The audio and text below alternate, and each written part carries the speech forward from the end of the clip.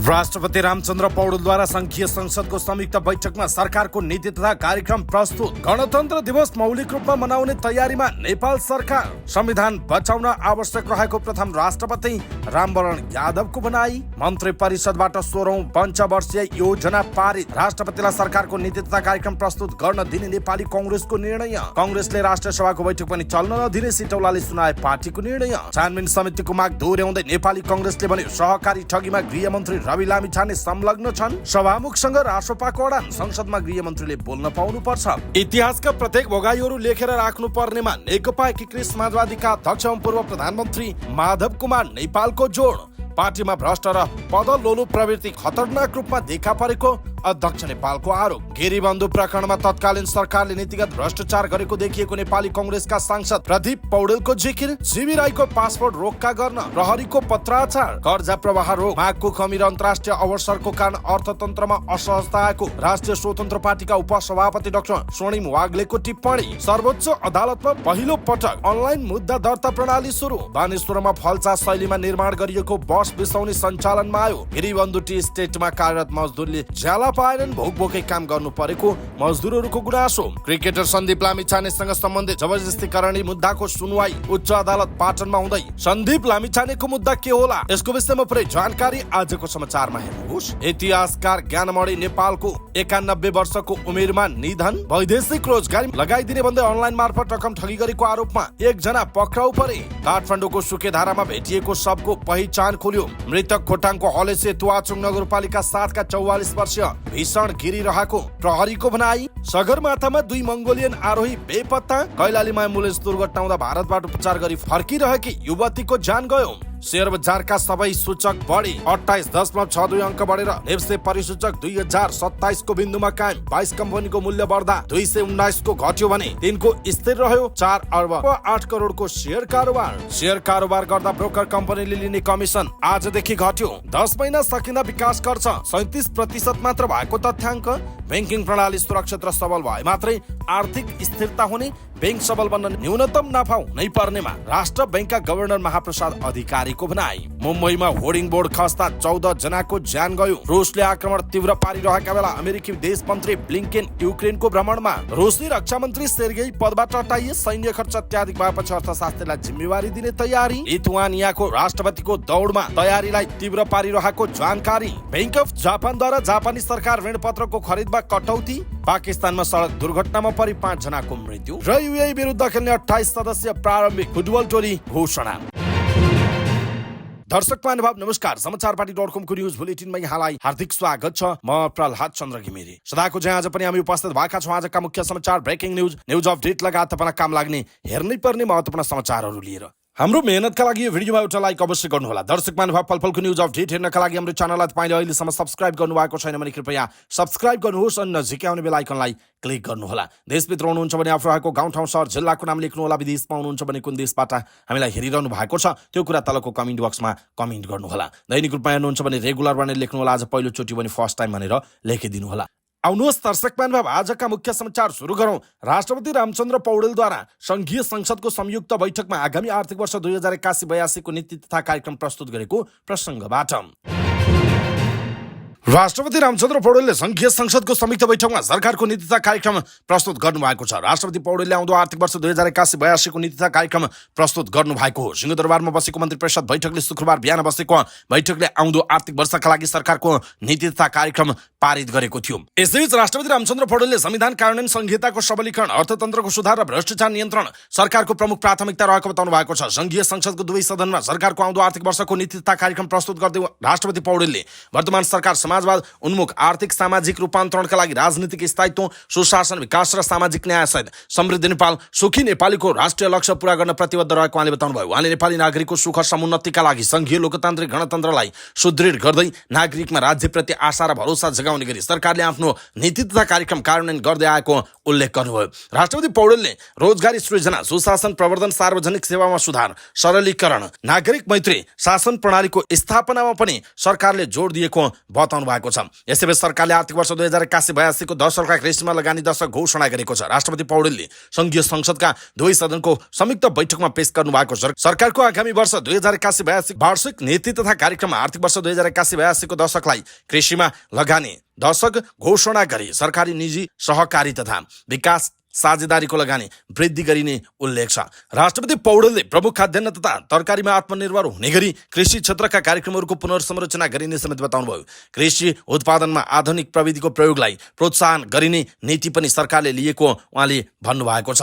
यसैबीच सरकारले बैंक वित्तीय संस्था लघु वित्त तथा सहकारीका क्षेत्रमा देखिएका समस्या समाधानका लागि आवश्यक पहल गर्ने बताइएको छ। बैंक तथा वित्तीय संस्थाका समस्या समाधानका लागि कानुनी तथा नीतिगत प्रबन्ध र केही नयाँ व्यवस्था समेत कार्यान्वयन गर्ने नीति सरकारले लिएको जनाइएको छ। सहकारी संस्थाको सघन सुपरिवेक्षण र नियमनका लागि विशिष्टकृत नियामक निकाय स्थापना गरिने नीति तथा कार्यक्रममा उल्लेख छ। त्यसैगरी सहकारी बचत तथा कर्जा सुरक्षण कोष, सहकारी कर्जा सूचना केन्द्र र सहकारी कर्जा असुली न्यायाधिकरण मार्फत सहकारी क्षेत्रको बचत तथा लगानीको सुरक्षा गरिने जनाइएको छ। देशभित्रै व्यावसायिक वातावरण निर्माण गरी उद्योगिक व्यवसायको मनोबल बढाइने नीति पनि सरकारले लिएको जनाइएको छ। यसैबीच सरकारले आगामी आर्थिक वर्षको नीति तथा कार्यक्रममा काठ आयात प्रतिस्थापन घोषणा गरेको छ। गरिबलाई निशुल्क बिमा, विद्युतीय चुलो र ट्युबवेल दिने सरकारले घोषणा गरेको छ। 5 लाख सुकुम्बासीको समस्या समाधान गर्ने नीति पनि सरकारले लिएको छ। प्रत्येक प्रदेशमा 1000 गाई भैँसी पालनको पूर्वाधार बनाइने नेपाल सरकारले घोषणा गरेको छ। सरकारी नियमनका लागि विशिष्टकृत निकाय स्थापना गर्ने नेपाल सरकारको घोषणा छ। खराब सरकारी आयोजना खारेज गर्ने प्रस्ताव पनि नीति तथा कार्यक्रममा प्रस्तुत गरिएको छ। नीति तथा कार्यक्रम प्रस्तुत गर्दै राष्ट्रपति रामचन्द्र पौडेलले लघुवित्त ऋणीको कर्जा पुनर्तालिकीकरण र पुनर्संरचना गरिने बताइएको छ। बन्द भएका उद्योग चलाउने सरकारको रटान अझै जारी रहेको छ। आगामी आर्थिक वर्षमा कन्ट्री रेटिङ पनि गरिने जनाइएको छ। अहिले 2940 मेगावाट विद्युत जडित क्षमता पुगेको र 98% घरमा बिजुली पुगेको पनि सरकारले दावी गरेको छ। दर्शक महानुभाव, राष्ट्रपति रामचन्द्र पौडेलले आगामी आर्थिक वर्षका लागि जुन नीति तथा कार्यक्रम सार्वजनिक गर्नु भएको छ यसप्रति तपाईको धारणा के छ? आफ्नो धारणा तलको कमेन्ट बक्समा कमेन्ट गर्नुहोला। प्रधानमन्त्री पुष्पकमल दाहाल प्रचण्डले गणतन्त्र दिवस मौलिक र रचनात्मक तवरले मनाउने तयारी गर्न निर्देशन दिनुभएको छ। प्रधानमन्त्रीको अध्यक्षतामा सिंहदरबारमा बसेको बैठकले गणतन्त्र दिवस मूल समारोह समिति 2081 समेत गठन गरेको छ। यस वर्षको जेठको 14, 15 र 16 गते 3 दिनसम्म मौलिक एवं रचनात्मक कार्यक्रम गरी गणतन्त्र दिवस मनाउने तयारी छ। सरकारले विक्रमसम्म 2065 साल जेठको 15 मा देशमा गणतन्त्र स्थापना भएको ऐतिहासिक दिनलाई प्रत्येक वर्ष गणतन्त्र दिवसका रूपमा मनाउँदै आएको छ। नेपालभित्र र विदेश स्थित नेपाली राजदूतावास नियोगहरू समेत दीपावली लगायतका मौलिक कार्यक्रमहरू गर्ने निर्णय भएको प्रधानमन्त्रीको सचिवालयले जनाएको छ। बैठकले संघीय सरकार तथा केन्द्रीय स्तर, विदेश स्थित नेपाली दूतावास, कूटनीतिक नियोग तथा वाणिज्य दूतावास र प्रदेश राजधानी केन्द्र, जिल्ला र स्थानीय स्तरमा गरिने कार्यक्रम तय गरेको छ। बैठकले सञ्चार तथा सूचना प्रविधि मन्त्रालयको सचिवको संयोजकत्वमा प्रचार प्रसार उपसमिति, काठमाडौँ महानगरपालिका प्रमुख प्रशासकीय अधिकृतको संयोजकत्वमा मञ्च सजावट तथा व्यवस्थापन उपसमिति लगायतका विभिन्न उपसमिति गठन गरेको छ। प्रधानमन्त्रीको अध्यक्षतामा रहेको मूल समारोह समितिको सदस्य उप प्रधानमन्त्री, मन्त्री, काठमाडौँ महानगरपालिकाका उपप्रमुख, नेपाल सरकारका मुख्य सचिव, प्रधान सेनापति, ललितपुर महानगरपालिकाका प्रमुख, नेपाल सरकारका सचिव तथा विशिष्ट श्रेणीका राजपत्राङ्कित अधिकृतहरू, नेपाल प्रहरीका महानिरीक्षक, सशस्त्र प्रहरी बलका महानिरीक्षक, राष्ट्रिय अनुसन्धान विभागका निर्देशक लगायत सहभागी रहेको जनाइएको छ। नेपालका प्रथम राष्ट्रपति डाक्टर रामवरण यादवले संविधानलाई बचाएर लैजानुपर्ने आवश्यकता रहेको बताउनु भएको छ। काठमाडौँमा आयोजित नेपालको कम्युनिस्ट आन्दोलनमा माधव कुमार नेपाल पुस्तक विमोचन समारोहमा बोल्दै उहाँले यस्तो बताउनुभयो। उहाँले अहिलेको संविधान लोकतन्त्र, गणतान्त्रिक, संघीयता सहितको समावेशी तथा समानुपातिक रहेको बताउनुभयो। उहाँले संविधान बचाएर लैजाने सबै नेपालीको जिम्मेवारी रहेको बताउनुभयो। उहाँले नेकपा एमालेका अध्यक्ष केपी शर्मा ओलीले संसद विघटन गरेको कुराप्रति इंगित गर्दै उहाँले संविधान नै सकिने अवस्थाबाट नेकपा एकीकृत समाजवादीका अध्यक्ष माधव कुमार नेपालले संविधान बचाउन ठूलो भूमिका खेलेको बताउनुभयो। संविधानलाई संशोधन गरी समयानुकूल बनाउन आवश्यक हुने पनि उहाँले बताउनु भएको छ। प्रथम राष्ट्रपति यादवले आगामी दिनमा पनि अझै राम्रो काम गर्दै अगाडि बढ्न नेकपा एकीकृत समाजवादीका अध्यक्ष माधव कुमार नेपाललाई आग्रह समेत गर्नु भएको छ। सरकारले 16औं पञ्चवर्षीय योजना पारित गरेको छ। सिंहदरबारमा बसेको मन्त्री परिषद बैठकले 16औं पञ्चवर्षीय योजना पारित गर्ने निर्णय गरेको। बैठकपछि सञ्चारकर्मीहरूसँग कुराकानी गर्दै बैठकका निर्णय जानकारी गराउँदै सरकारकी प्रवक्ता सञ्चार तथा सूचना प्रविधि मन्त्री रेखा शर्माले सरकारले विभिन्न चरणमा छलफल भएर 16औं योजना पनि पारित गर्ने निर्णय गरेको बताउनुभयो। त्यस्तै सरकारले राष्ट्रपति रामचन्द्र पौडेलले संघीय संसदको संयुक्त बैठकमा प्रस्तुत गर्ने आगामी आर्थिक वर्ष 2081-82 को नीति कार्यक्रम पनि पारित गर्ने निर्णय गरेको उहाँले बताउनुभयो। सरकारको तर्फबाट राष्ट्रपति पौडेलले संघीय संसदको संयुक्त बैठकमा सरकारको आगामी आर्थिक वर्षको नीति तथा कार्यक्रम प्रस्तुत गर्नु भएको छ। प्रमुख प्रतिपक्ष दल नेपाली कांग्रेसले राष्ट्रपति रामचन्द्र पौडेललाई सरकारको नीति तथा कार्यक्रम प्रस्तुत गर्न दिने भएको छ। सिंहदरबार स्थित पार्टी संसदीय दलको कार्यालयमा बसेको पार्टी संसदीय दलको बैठकले यस्तो निर्णय गरेको हो। राष्ट्रपतिको संवैधानिक महत्व, गरिमा, मर्यादा तथा संघीय लोकतान्त्रिक गणतन्त्रात्मक व्यवस्था र संविधानका व्यवस्थाहरूलाई हेरेर राष्ट्रपति पौडेलले सम्बोधन गर्नुहुने संघीय संसदको संयुक्त बैठकलाई अवरोध नगर्ने निर्णय लिएको पार्टीका प्रमुख सचेतक रमेश लेखकले जानकारी दिनुभयो। तर कांग्रेसले राष्ट्रपति पौडेलको सम्बोधन पछि भने सरकारको कुनै पनि कार्यसूची संसदमा प्रवेश गर्न नदिने अडान पनि प्रस्ट्याएको छ। राष्ट्रपतिले नीति तथा कार्यक्रम पेश गरेपछि सरकारले ल्याएका कुनै पनि कार्यसूचीमा प्रवेश नगर्ने प्रमुख सचेतक लेखकको अडान छ। उहाँले देशबाट उत्पन्न हुने परिस्थितिको जिम्मेवारी सरकारले लिनुपर्ने चेतावनी समेत दिनुभयो। नेपाली कांग्रेसले उपप्रधान तथा गृहमन्त्री रवि लामिछानेले सहकारीमा ठगी गरेको जिकिर गर्दै छानबिनका लागि संसदीय छानबिन समिति नबनेसम्म सरकारको कुनै पनि कार्यसूची संसदमा अगाडि बढाउन नदिने अडान कायम राख्दै आएको छ। त्यसैगरी बैठकले गृहबन्धु टी स्टेट प्रकरणका विषयलाई पनि आन्दोलनको रूपमा अगाडि बढाउने भएको छ। सर्वोच्च अदालतको फैसला र त्यसअघिका घटनाक्रमको गहिरो अध्ययन गरी त्यसबारेमा पनि थप छलफल गरी विषय अगाडि बढाउने निर्णय गरिएको प्रमुख सचेतक लेखकले बताउनु भएको छ। यसैबीच नेपाली कांग्रेसले राष्ट्रिय सभाको बैठक पनि अवरुद्ध गर्ने जनाएको छ। राष्ट्रिय सभामा प्रतिनिधित्व गर्ने राजनीतिक दलका नेताहरूसँगको छलफलमा राष्ट्रिय सभामा संसदीय दलका नेता कृष्ण प्रसाद सिटौलाले संयुक्त बैठकमा नीति तथा कार्यक्रम प्रस्तुत हुँदा अवरोध नगर्ने तर धन्यवाद प्रस्तावका लागि बस्ने बैठक चल्न नदिने पार्टीको निर्णय सुनाउनु भयो। अध्यक्ष नारायण दाहालले संयुक्त बैठक र त्यसपछिको राष्ट्रिय सभाको बैठक सञ्चालनबारे छलफल गर्नु भएको थियो। दाहालले राष्ट्रिय सभाको गरिमा पहिचान स्थापित गर्न तल्लो सदनको विवाद माथिल्लो सदनमा ल्याउन राम्रो नहुने बताउनुभयो। गृहमन्त्री रवि लामिछानेमाथि संसदीय छानबिन समितिको अडानमा रहेको कांग्रेसले सदनको कार्यसूचीमा प्रवेश गर्न नदिने निर्णय गरिसकेको छ। यसैबीच प्रमुख प्रतिपक्ष दल नेपाली कांग्रेसले उपप्रधानमन्त्री तथा गृहमन्त्री रवि लामिछाने ठगी प्रकरणमा संलग्न भएको दावी दोहोर्याएको छ। संसदीय दलको बैठकपछि प्रमुख सचेतक रमेश लेखकले विज्ञप्ति जारी गर्दै तत्काल संसदीय छानबिन समिति गठन गर्न पुनः माग गर्नुभएको छ। विज्ञप्तिमा भनिएको छ, सहकारीमा बचत गरेको रकम इनामिना दुरुपयोग र अपचलन गर्नेमा नेपाल सरकारका उपप्रधानमन्त्री तथा गृहमन्त्री एवं राष्ट्रिय स्वतन्त्र पार्टीका सभापति रवि लामिछाने समेत संलग्न छन्। यसबारेमा संसदीय छानबिन समिति गठन गर्न नेपाली कांग्रेस लगायत अन्य विपक्षी दलले निरन्तर माग गरिरहेको सर्वविदितै छ। लाखौं नेपाली नागरिकले सहकारी जम्मा गरेको अरबौं बचत रकम इनामिना दुरुपयोग अपचलन र ठगी भएको कांग्रेसको निष्कर्ष छ। कांग्रेसले उठाएको मागलाई बेवास्ता नगर्न पनि सरकारलाई उहाँले चेतावनी दिनुभएको छ। राष्ट्रिय स्वतन्त्र पार्टी राष्ट्रपाले उपप्रधानमन्त्री तथा गृहमन्त्री रवि लामिछानेले प्रतिनिधि सभामा बोल्न पर्नुपर्ने बताएको छ। सभामुख देवराज घिमिरेले बोलाएको छलफलमा सहभागी हुनुभएका राष्ट्रपाका प्रमुख सचेतक सन्तोष परियारले यस्तो बताउनु भएको हो। सिंहदरबार स्थित सभामुखको कार्यकक्षमा भएको छलफलमा परियारले भन्नुभयो, गृहमन्त्रीलाई गएको बैठकमा सभामुखले बोल्न समय दिनुभएको थियो तर बोल्न पाउनु भएको छैन। यो बैठकमा त्यसको निरन्तरता स्वरूप बोल्न दिनुपर्छ, गृहमन्त्रीले बोल्नु पाउनुपर्छ उहाँको भनाइ छ। छलफलमा नेपाली कांग्रेसकी सचेतक सुशीला थिङ, नेकपा एमालेका प्रमुख सचेतक इतराज पाण्डे, माओवादी केन्द्रका मुख्य सचेतक इतराज पाण्डे, नेकपा एमालेका प्रमुख सचेतक महेश बर्तौला, माओवादी केन्द्रका मुख्य सचेतक इतराज पाण्डे, कानून न्याय तथा संसदीय मामिला मन्त्री पदम गिरीको उपस्थिति रहेको थियो। नेकपा एकीकृत समाजवादीका अध्यक्ष एवं पूर्व प्रधानमन्त्री माधव कुमार नेपालले इतिहासका प्रत्येक भोगाईहरू लेखेर राख्न आवश्यक रहेको बताउनु भएको छ। काठमाडौँमा आयोजित नेपालको कम्युनिस्ट आन्दोलनमा माधव कुमार नेपाल पुस्तक विमोचन समारोहमा बोल्दै उहाँले यस्तो बताउनु भएको। उहाँले जीवनका कुराहरू राम्रोसँग नोट नगरे जीवनसँगै सकिने र अर्को पुस्ताका लागि जानकारी पाउन कठिन बन्ने बताउनुभयो। उहाँले सबैले इतिहासका भोगाईहरूलाई टिपेर राख्न पनि सुझाव दिनुभएको छ। उहाँले छिट्टै नै नेकपा विभाजन र नेकपा एकीकृत समाजवादी पार्टी निर्माणको बारेमा लेखिएको पुस्तक आउन लागेको भन्दै त्यस पुस्तकले विभाजन र पार्टी निर्माणको बारेमा सबै स्पष्ट पार्ने उल्लेख गर्नुभयो। सो क्रममा अध्यक्ष नेपालले आफ्नो राजनीतिक अनुभवका विभिन्न भोगाईहरूको बारेमा पनि स्मरण गर्नुभएको थियो। यसैबीच नेकपा एकीकृत समाजवादीका अध्यक्ष माधव कुमार नेपालले पार्टीभित्र भ्रष्ट प्रवृत्ति देखिएको बताउनु भएको छ। पार्टीको केन्द्रीय कमिटिको बैठकलाई सम्बोधन गर्दै अध्यक्ष नेपालले पार्टीभित्र भ्रष्ट प्रवृत्ति देखिएको बताउनु भएको। उहाँले पार्टीभित्र भ्रष्टीकरण पद लोलुपताको प्रवृत्ति खतरनाक रूपमा देखा परेको भन्दै यस्तो अवस्था रहेमा आफूहरूलाई कसैले विश्वास नगर्ने बताउनु भएको छ। उहाँले आफूहरूले राजनीतिको भ्रष्टीकरणका विरुद्धमा स्पष्ट अडान र तद अनुरूपको गतिविधिहरू सञ्चालन गर्नुपर्ने आवश्यकता रहेको औल्याउनुभयो। अध्यक्ष नेपालले आफूहरूको पार्टी फुट्ने हल्ला चलाइएको भन्दै यसप्रति सचेत हुनुपर्ने बताउनुभयो। पार्टीभित्रको असन्तुष्टिहरू छलफल गरेर टुङ्गो लगाउन सकिने उहाँको भनाइ छ। उहाँले एकीकृत समाजवादीलाई धराशायी पार्न खोज्नेहरूले त्यस्तो हल्ला चलाएको उल्लेख गर्नुभयो। नेपालले राजनीतिक समीकरण दिनदिनै परिवर्तन भइरहेको भन्दै सोचेभन्दा अलग ढङ्गले अगाडि बढिरहेको बताउनुभयो। उहाँले कतिपय शक्तिहरू षड्यन्त्रपूर्ण ढङ्गले सबै पार्टीभित्र अन्तर्विरोध पैदा गरेर शक्ति वृद्धि गर्न लागेको बताउनुभयो। उहाँले अन्य पार्टीका कार्यकर्तालाई प्रलोभनमा पारेर आफ्नो पक्षमा तान्न विभिन्न शक्तिहरू लागिरहेको भन्दै यसतर्फ आफूहरू सचेत हुनुपर्ने उहाँको भनाइ छ। उहाँले उपेन्द्र यादव नेतृत्वको जनता समाजवादी पार्टी नेपाललाई फुटाइएको टिप्पणी गर्नुभयो। उहाँले जसपा नेपाललाई सरकारबाट पनि निकालिएको बताउनुभयो। अध्यक्ष यादवले पदबाट राजीनामा नदिएको भए गलत तयार निकालिने स्थिति रहेको उहाँको भनाइ छ। उहाँले वर्तमान सत्ता समीकरणमा बस्ने कि नबस्ने भन्ने निर्णय गर्नुपर्ने अवस्था रहेको पनि स्पष्ट पार्नुभयो। अध्यक्ष नेपालले पार्टीका मन्त्रीहरूप्रति नेता कार्यकर्ताहरूको सधैँ धेरै गुनासो आएको भन्दै पार्टी र कार्यकर्ताहरूसँगको सम्बन्धलाई राम्रो बनाउन मन्त्रीहरूलाई निर्देशन समेत दिनुभएको छ।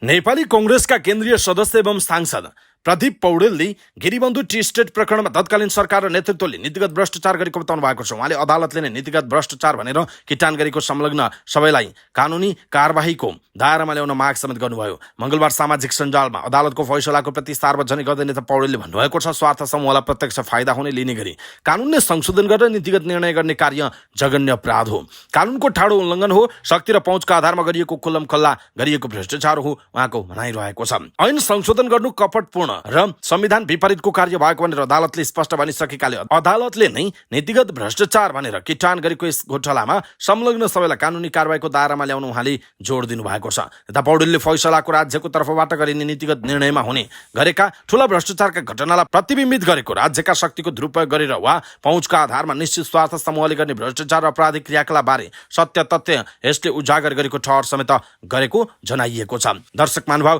नेपाली कांग्रेसका सांसद प्रदीप पौडेलको यो भनाइप्रति तपाईको धारणा के छ? आफ्नो धारणा तलको कमेन्ट बक्समा कमेन्ट गर्नुहोला। सहकारी ठगी प्रकरणमा फरार रहेका जीवी राईको पासपोर्ट रोका गर्न प्रहरीले राहदानी विभागमा पत्राचार गरेको छ। जिल्ला प्रहरी कार्यालय कास्कीले आइतबार भाइको पासपोर्ट रोकाका लागि विभागमा पत्राचार गरेको प्रहरी स्रोतले जानकारी दिएको छ। राहदानी विभागले भने अहिलेसम्म कुनै पनि प्रतिक्रिया नदिएको प्रहरीले जनाएको छ। राईले विभिन्न सहकारीको रकम इनामिना गरेको भन्दै कास्की, रूपन्देही लगायतका जिल्लामा उजुरी परेको छ। राष्ट्रिय स्वतन्त्र पार्टीका उपसभापति डाक्टर स्वर्णिम वाग्लेले कर्जा प्रवाह रोग, मागको कमी र अन्तर्राष्ट्रिय असरको कारण मुलुकको अर्थतन्त्रमा शिथिलता आएको बताउनु भएको छ। प्रतिनिधि सभा अन्तर्गतको अर्थ समिति बैठकमा बोल्दै डाक्टर वाग्लेले यस्तो बताउनु भएको। उहाँले अर्थतन्त्रमा मुलुकको अर्थतन्त्रमा मुख्य 3वटा कारण अस्वस्थ आएको बताउनु भएको छ। उहाँले राष्ट्र बैंकले कर्जा प्रवाहमा गरेको सीमा, बजारको मागमा आएको कमी तथा अन्तर्राष्ट्रिय असर भएको बताउनु भएको छ। उहाँले बजारमा मागको कमी करिब 10 लाख नेपाली युवाहरू विदेश पलायन भएकाले असर परेको बताउनु भयो। उहाँले अनौपचारिक तथ्याङ्क हेर्दा पनि ल्यापटपको बिक्री, कस्मेटिकको बिक्री समेत कम भइरहेको उल्लेख गर्नुभयो। उहाँले माइक्रो स्तरमा हेरियो भने पनि युवा पलायनसँग मागमा आएको ग्यापसँग जोडिएको बताउनुभयो। उहाँले राष्ट्र बैंकले अर्थ मन्त्रालयलाई दिएका सुझावहरू परम्परागत नै रहेको उहाँको भनाइ छ। उहाँले सहकारी र लघुवित्तको समस्या राजनैतिक प्रतिशोध सान्ने, कुनै व्यक्तिलाई खुइल्याउने काम भइरहेको भन्दै अब समस्या समाधानको बाटोमा जान आवश्यक रहेको भन्दै आफू सुरुवाती दिनदेखि समाधान केन्द्रित भएको बताउनु भएको छ। उहाँले विदेशी मुद्रा सञ्चित 14.4 अर्ब डलर भए पनि सार्वजनिक वित्तको चाप रहेको बताउनुभयो। उहाँले राजस्व 1422 अर्ब उठाउने भनेकोमा अहिले 820 मात्रै भएको भन्दै 1000 माथि पुग्न मुस्किल रहेको बताउनुभयो। उहाँले आगामी बजेट 22 खर्बको ल्याउने प्रधानमन्त्री प्रचण्डले भने पनि हिसाब नमिल्ने धारणा व्यक्त गर्नुभयो। उहाँले आगामी बजेट अब ट्रेडिसनल फ्रेमवर्क भन्दा बाहिरका फाइनेन्स स्रोतहरूमा जानुपर्ने आवश्यकता रहेको औल्याउनु भएको छ। सर्वोच्च अदालतमा पहिलोपटक अनलाइन मुद्दा दर्ता प्रणाली र पेशीको सूचना स्वचालित रूपमा पठाउने प्रणालीको शुभारम्भ भएको छ। सर्वोच्च अदालतमा एक कार्यक्रमका बीच प्रधान न्यायाधीश विश्वम्भर प्रसाद श्रेष्ठले अनलाइन रिट निवेदन दर्ता गर्ने प्रणालीको शुभारम्भ गर्नुभएको हो। शुभारम्भ कार्यक्रममा बोल्दै उहाँले नेपालमा पहिलोपटक अनलाइन रिट निवेदन दर्ता गर्ने प्रणाली शुभारम्भ भएको बताउनुभयो। उहाँले न्यायालय, मुद्दाका पक्ष, कानुन व्यवसायी लगायत सबैका लागि सहज हुने विश्वास समेत व्यक्त गर्नुभयो। उहाँले छिटो छरितो न्याय सम्पादन हुने, अदालत धाइरहनु नपर्ने र नेपालका जुनसुकै ठाउँबाट पनि दर्ता सक्ने कुरामा यसले सहज बनाउने बताउनुभयो। उहाँले मंगलबारबाट नै पेशी तारिखको जानकारी दिने प्रणाली पनि शुभारम्भ भएको जानकारी दिनुभयो। प्रधान न्यायाधीश श्रेष्ठले प्रविधिसँग जोडिन सबै कानुन कर्मीहरूसँग आग्रह गर्नुभयो। उहाँले पेशी तारिख दिने अनलाइन पद्धति सबै जिल्ला अदालतमा हुनुपर्ने बताउनु भएको छ। उहाँले तारिख प्रणाली पनि अटोमेसन दिने कुरामा पनि जोड दिन आवश्यक रहेको बताउनुभयो। अरण्यको राजमार्ग अन्तर्गत बानेश्वर क्षेत्रमा फल्चा शैलीमा निर्माण गरिएको बस बिसाउने सञ्चालनमा आएको छ। काठमाडौँ महानगरपालिका वडा नम्बर 10 का अध्यक्ष रामकुमार केसीले फल्चा बस बिसाउनेको उद्घाटन गर्नुभएको हो। उद्घाटन कार्यक्रममा बोल्दै अध्यक्ष केसीले बानेश्वर क्षेत्र राजनीतिक आन्दोलनको केन्द्र भएको उल्लेख गर्दै आन्दोलनको क्रममा सम्पदाहरू बिगार्न नहुने बताउनु भएको छ। उहाँले सार्वजनिक सम्पत्तिको रक्षा गर्ने दायित्व सबैको भएको बताउनुभयो। उहाँले परम्परागत निर्माण सामग्री र शैलीको प्रयोग गरेर नमुना बस बिसाउने बनाएको उल्लेख गर्दै यस्ता संरचनाहरू राजनीतिक आन्दोलनको मारमा पर्न नहुने बताउनुभयो। बिसाउनेको संरक्षणका लागि स्थानीयदेखि सबैले चासो राख्न जरुरी रहेको उहाँको भनाइ छ। सो क्षेत्रमा उस्तै शैलीका 2वटा बस बिसाउने निर्माण भएका छन्। बरमहलबाट वानेश्वरतर्फको सडक खण्डमा रहेको भेस्तौनी आउँदो महिनाभित्र सञ्चालनमा आउने बताइएको छ। यी दुईवटा फल्चाको लागत 62 लाख रुपियाँ रहेको छ। यसको निर्माणमा कलात्मक थाम, निदाल र दलिनको प्रयोग गरिएको छ। यस्तै बस्नका लागि काठकै मेच राखिएको छ। बिस्तौनी भित्र प्रकाशका लागि बत्ती जडान गरिएको जनाइएको छ। झापाको बिर्तामोड स्थित विवादास्पद गिरिबन्धु टी स्टेटमा कार्यरत मजदुरहरूले 3 महिनादेखि झाला पाएका छैनन्। मजदुरले लामो समयदेखि पारिश्रमिक नपाएपछि दैनिक गुजारा चलाउन कठिन भएको छ। चिया बगानमा 170 जना मजदुर कार्यरत छन्। प्रत्येक 12 दिनमा उनीहरूले पारिश्रमिक पाउँदै आएका थिए। 3 महिना बितिसक्यो, बिहान बेलुका छाक टार्न कठिनाइ भएको छ। एक मजदुरले भनेका छन्, चिया टिपेको झालाबाट बिहान बेलुकाको दैनिकी चलाउने मजदुरले साउले पनि बाँकी झाला दिन छोडेको बताएका छन्। साउले राशन उधारो नदिएपछि भोकभोकै काम गर्नु परेको उनीहरूको भनाइ छ। मजदुरहरूले तत्काल झाला उपलब्ध गराइदिन माग गरेका छन्। 3 पुस्तादेखि यही बगानमा चियापत्ती टिपेर गुजारा गर्दै आएका मजदुर पारिश्रमिक नपाएपछि भोकै रहन बाध्य भएको बताउँछन्। भोकमरी सहेर पनि साउको काम गरिरहेको बताउँदै मजदुर नेत्री सावित्रा बन्जराले अनेक समस्याहरूका बावजुद काम गर्नु परेको बताउनुभयो। उहाँले मजदुरहरूको झाला दिलाइदिन सरकारवालाहरूसँग आग्रह समेत गर्नुभएको छ। तत्कालै चिया मजदुरले पाउनुपर्ने वेतन नपाए आन्दोलनमा जाने चिया मजदुरको चेतावनी छ। उहाँका अनुसार भोकै काम गर्ने चिया मजदुरमाथि कुनै दुर्घटना भए त्यसको जिम्मेवारी सञ्चालकहरूले लिनुपर्नेछ। दैनिक 500 रुपियाँका दरले झाला पाउने मजदुरहरूले बाँकी भुक्तानी गर्न नसक्दा राशनको जो गर्न नसकेको उनीहरूको भनाइरहेको छ। सञ्चालकले बगान फाड्ने र घाटामा गएको देखाउँदै मजदुरहरूलाई दिनुपर्ने झालामा कम्पनी अल्टाल गर्दै आएको बताइएको छ। कम्पनीको तर्फबाट चिया बगान बन्द गर्ने जस्ता धम्की दिँदै मजदुरलाई झाला रोकिरहेको उनीहरूको भनाइ छ।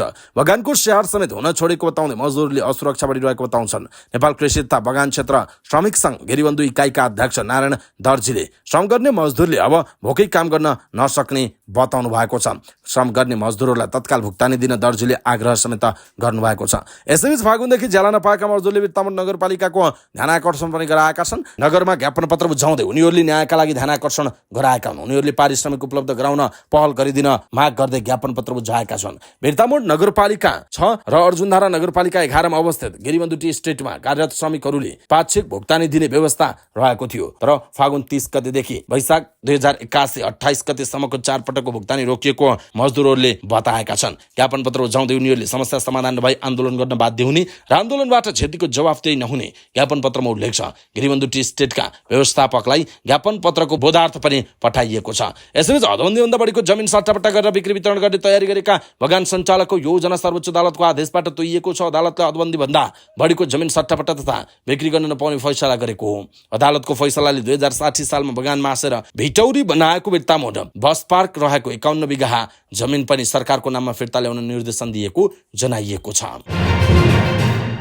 क्रिकेटर सन्दीप लामिछानेसँग सम्बन्धित जबरजस्ती गर्ने मुद्दाको सुनवाई मंगलबार उच्च अदालत पाटनमा भएको छ। जिल्ला अदालत काठमाडौँले दोषी ठहर गरेपछि त्यसका विरुद्ध उच्च अदालतमा सरकार र सन्दीप दुवै पुगेका थिए। जिल्ला अदालत काठमाडौँले गौशाला 26 को जारीमा सन्दीपलाई 8 वर्षको जेल सजाय सुनाएको थियो। फैसलामा जिल्लाको 2 वटा कुरामा व्याख्या गरेको थियो। जिल्ला अदालतले जारीकर्ता गौशाला 26 लाई बालिग ठहर गरेको थियो। उनलाई बालिग ठहर गरेसँगै सजाय फौजदारी आचार संहिता अन्तर्गत कम भएको थियो। नाबालिग करणीमा 12 वर्षसम्म कैद हुनेमा उनलाई 8 वर्ष मात्र भएको उल्लेख छ। जिल्ला अदालतको उक्त फैसलाले लामिछाने थुना बाहिर रहेर मुद्दा लड्न पाएको उल्लेख छ। जिल्लाले उनलाई 10 वर्षभन्दा माथिको सजाय सुनाएको भए पनि उनी थुनामै रहने थिए। मंगलबारको सुनवाईमा पनि यो प्रश्न उठ्ने देखिएको छ। जिल्लाले उनलाई सफाई दिँदा लिएका आधारहरूलाई सरकारी वकिलहरूले चुनौती दिनेछन्। सन्दीपका कानुन व्यवसायीले भने जिल्लाको फैसलालाई आधार मान्दै बालिगका बीचमा भएको यौन सम्बन्ध बलात्कार नहुने भएकाले सफाई पाउनुपर्ने माग गरिरहेका छन्। दुवै पक्षको बहसपछि उच्चले उनलाई सजाय निर्धारण गर्ने जनाइएको छ।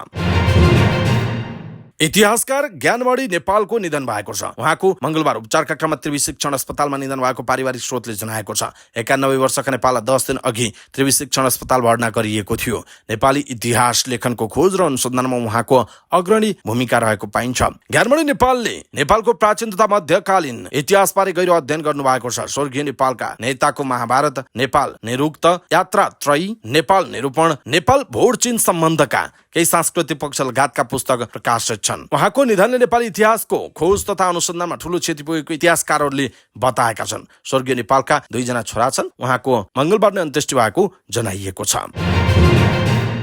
वैदेशिक रोजगारीमा लगाइदिने भन्दा अनलाइन मार्फत रकम ठगी गरेको आरोपमा प्रहरीले एकजनालाई पक्राउ गरेको छ। पक्राउ परेमा गोर्खाको गण्डकी गाउँपालिका 8 घर भई हाल कुलेश्वर हाइटमा बस्ने 28 वर्षीय सुनिता गुरुङ रहेको जनाइएको छ। उनलाई प्रहरीले कुलेश्वर हाइटबाट पक्राउ गरेको। पक्राउ परेका उनलाई ठगी सम्बन्धी कसुरमा कारबाहीका लागि जिल्ला प्रहरी परिसर टेकुमा पठाइएको जनाइएको छ। उनले सामाजिक सञ्जाल फेसबुकमा नक्कली आइडी बनाएर वैदेशिक रोजगारीका लागि जापानमा चप्पल कारखाना, माछा प्याकिङ र कलम फ्याक्ट्रीमा आकर्षक तलब दिने गरी काम मिलाइदिने भन्दै विभिन्न व्यक्तिबाट 47,68,716 रुपियाँ ठगी गरेको प्रहरीको आरोप रहेको छ।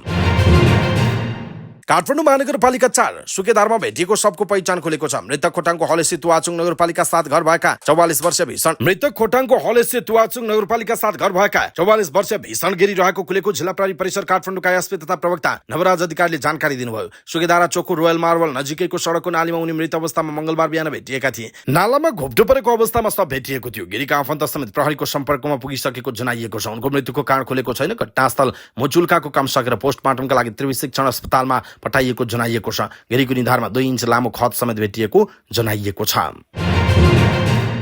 सगरमाथा आरोहणका क्रममा मंगोलियाका 2 आरोही बेपत्ता भएका छन्। पर्यटन विभागका निर्देशक राकेश गुरुङका अनुसार मंगोलियाका युख जर्गल, सिडिन डम्बा र प्योरो भिस्रन खागवा जाव हराइरहेको सूचना सगरमाथा आधार शिविरमा खटिएका सम्पर्क अधिकृतले बताएका छन्। उनीहरू सगरमाथाको 8000 मिटरभन्दा माथिबाट हराइरहेको खबर आएको उहाँले बताउनुभयो। उनीहरूको खोजीको प्रयास भइरहेको छ।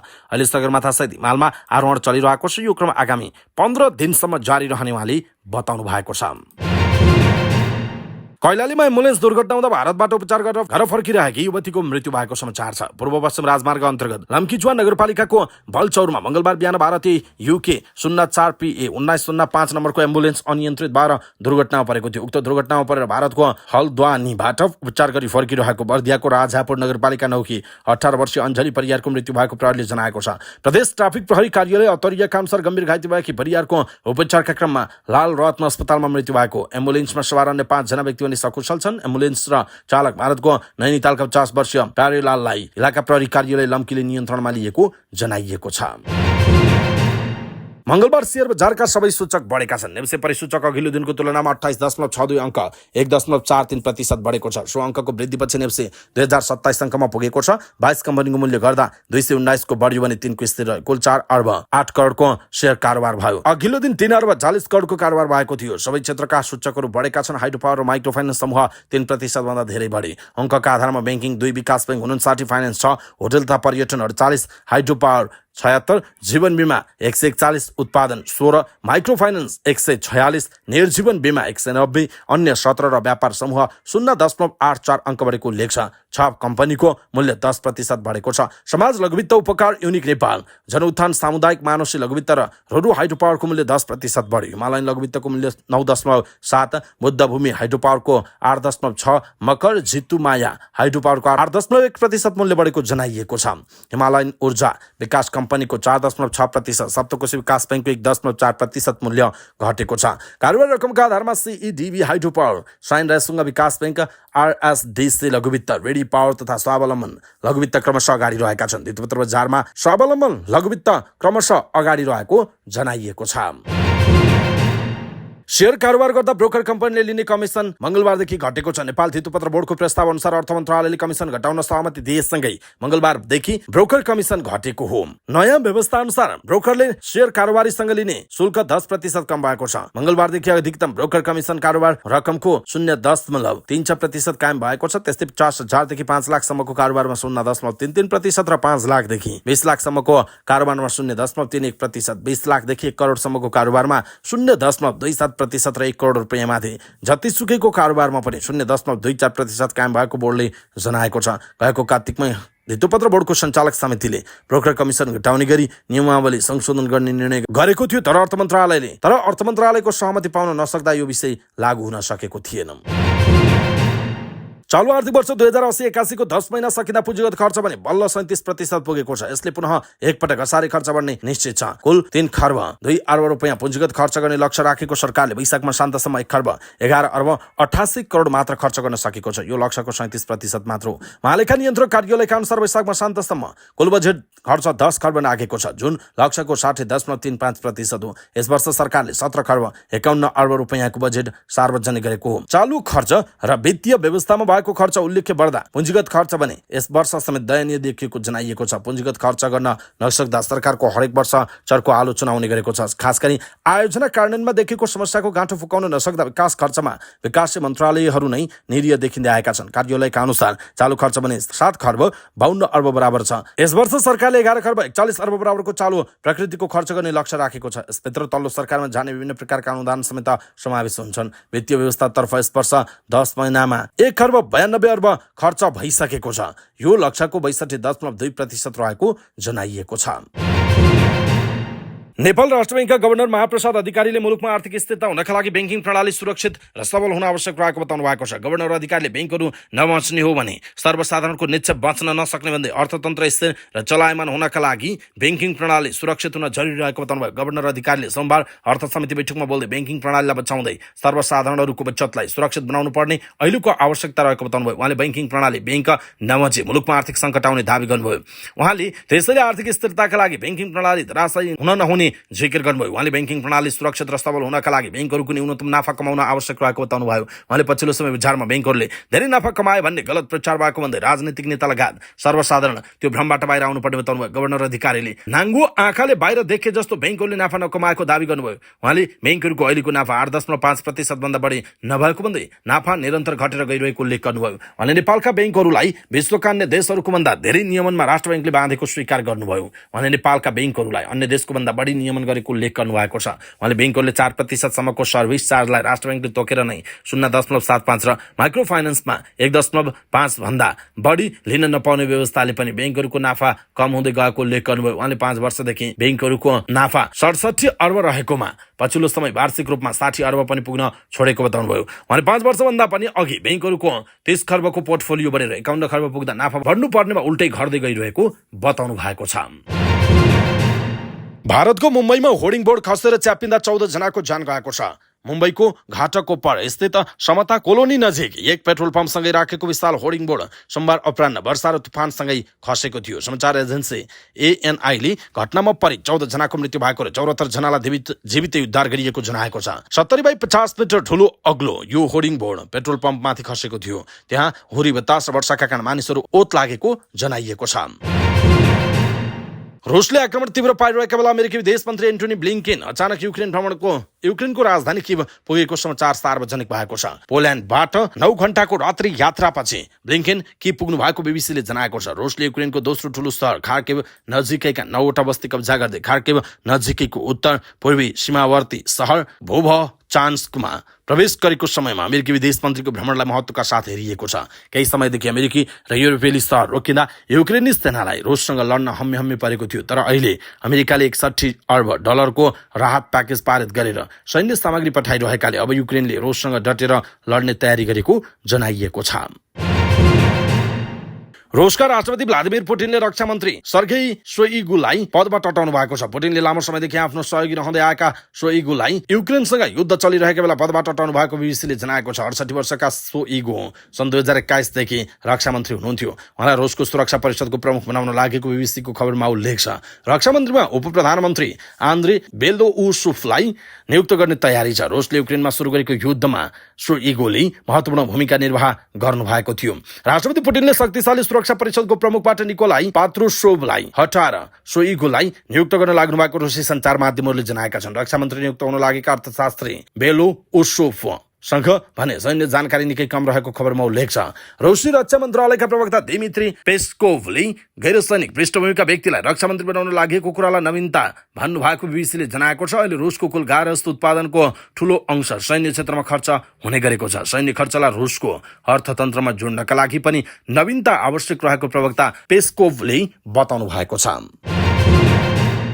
मतदानको प्रारम्भिक नतिजा अनुसार वर्तमान राष्ट्रपति गितानास नाउसेदा र प्रधानमन्त्री इन्ग्रिडा सिमोनिटे लिथुआनियाको राष्ट्रपति दौडको दोस्रो चरणमा पुग्ने तयारीमा रहनु भएको छ। लिथुआनियाको केन्द्रीय निर्वाचन आयोगले घोषणा गरेको पछिल्लो तथ्याङ्कले नाउसेदालाई 44.0% मतदाताको समर्थन रहेको देखाएको छ भने सिमोनिटे 19.86% का साथ दोस्रो स्थानमा रहनु भएको छ। केन्द्रीय निर्वाचन आयोगको पछिल्लो तथ्याङ्क अनुसार 13,96,828 मतदाता अर्थात् 59% मतदाताले जनमत संग्रहमा भाग लिएको जनाइएको छ। बैंक अफ जापानले नियमित खरिद सञ्चालनमा खरिद गर्ने प्रस्ताव गरेको जापानी सरकारी ऋणपत्रको रकम घटाएको घोषणा गरेको छ। केन्द्रीय बैंकले 425 बिलियन ऐन लगभग 2.73 बिलियन अमेरिकी डलर जापानी सरकारी ऋणपत्रमा 5 देखि 10 वर्षको म्याच्युरिटी बाँकी रहेकोमा किन्न प्रस्ताव गरेको छ, जुन अघिल्लो यस्तो सञ्चालनको तुलनामा 50 बिलियन ऐन कम रहेको जनाइएको छ। पाकिस्तानको दक्षिणी सिन्ध प्रान्तको मटियारी जिल्लामा भएको सडक दुर्घटनामा परि कम्तीमा 5 जनाको मृत्यु भएको छ, साथै 13 जना घाइते भएको दार विभागले जनाएको छ। जिल्लाको शिखर क्षेत्रमा राष्ट्रिय राजमार्गमा यात्रु बोकेको ट्रेलरसँग यात्रुवाहक बस ठोकिएको थियो। प्रहरी उद्धार टोली घटनास्थलमा पुगेर शव र घाइतेहरूलाई नजिकैको अस्पतालमा लगिएको थियो। घाइतेमध्ये कम्तीमा 3 जनाको अवस्था गम्भीर रहेकाले मृतकको संख्या अझै बढ्न सक्ने चिकित्सकहरूले आशंका गरेका छन्। यात्रुवाहक बस पूर्वी पञ्जाब प्रान्तबाट दक्षिणी बन्दरगाह सहर कराँचीतर्फ जाँदै गर्दा दुर्घटना भएको प्रहरीको प्रारम्भिक अनुसन्धानमा बस चालकको लापरवाही र तीव्र गतिका कारण दुर्घटना भएको देखिएको छ। विश्वकप चढ्नुको दोस्रो चरण अन्तर्गत युएईसँग हुने खेलका लागि नेपाली फुटबल टिमको प्रारम्भिक टोली घोषणा भएको छ। मुख्य प्रशिक्षक भिन्सेन्ट जोएल बटुएनेसले मंगलबार 28 सदस्यीय प्रारम्भिक टोलीको घोषणा गर्नुभएको। टोलीमा पर्नेमा गोलकिपरबाट किरण चेम्जुङ, अभिषेक बराल, विशाल सुनार र सन्तोष महत रहेको जनाइएको छ। रक्षापन्थीको खेलाडीमा अभिषेक लिम्बू, अनन्त तामाङ, विमल पाण्डे, विशाल बस्नेत, छिरिङ लामा, रोहित चन्द्र, सनिश श्रेष्ठ अनि सौभाग्य राई, अजय चौधरी र योगेश गुरुङ रहेको जनाइएको छ। मिडफिल्डरमा भरत खवास, लखेन लिम्बू, मणिकुमार लामा, मनिष डाँगी, वसन्त जिम्बा, फतिमान घली, रोहन कार्की र सुमित श्रेष्ठ रहेका छन्। फरवार्डमा अन्जन बिष्ट, दिनेश सम्झन, जिलेस्पी जङ्कार्की, यसुब थपलिया, समीर तामाङ र सञ्जीव बिष्ट रहेको जनाइएको छ। अवस्था दर्शक महानुभाव समाचारपाटी.com को न्यूज बुलेटिन अहिलेका लागि यति नै। हामीले प्रस्तुत गरेका यी समाचारहरूप्रति तपाईको धारणा के छ? आफ्नो धारणा तलको कमेन्ट बक्समा कमेन्ट गर्नुहोला। हाम्रो मेहनतका लागि यो भिडियोमा एउटा सानो लाइक अवश्य गर्नुहोला। दर्शक महानुभाव, पलपलको न्यूज अपडेटका लागि हाम्रो च्यानललाई तपाईले अहिलेसम्म सब्स्क्राइब गर्नुभएको छैन भने कृपया सब्स्क्राइब गर्नुहोस् र नजिकै आउने बेल आइकनलाई क्लिक गर्नुहोला। समाचारपाटी.com को न्यूज बुलेटिन नेपाली समय अनुसार भोलि बिहान 5 बजे लिएर फेरि हामी उपस्थित हुनेछौँ। पलपलको न्यूज अपडेटका लागि समाचारपाटी.com हेर्दै गर्नुहोस्। नमस्कार।